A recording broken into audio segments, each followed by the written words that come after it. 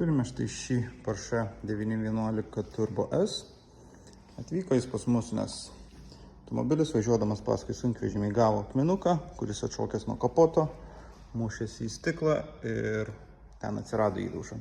Visa laimė, jog automobilis padengtas apsauginė plėvele ir čia yra pažeistas tiesiog plėvelės sluoksnis, o pats kėbulas, automobilio dažai, lakas yra nepažeisti. Taip pat mes šiam automobiliui pakeisime šį apsauginės plėvelės elementą, kuris per metus gavęs didelį krūvį iš aplinkos, galybę akmenukų, važinėdamas mūsų keliais, tiesiog prarado estetinę išvaizdą. Bendrai automobilis atrodo nepažeistas, nesubraižytas ir tie keli išmušimai, kurie pažeidė plėvelę, vis dėlto apsaugojo pačią automobilio kėbulą, kuris ir toliau išlieka lyg naujas.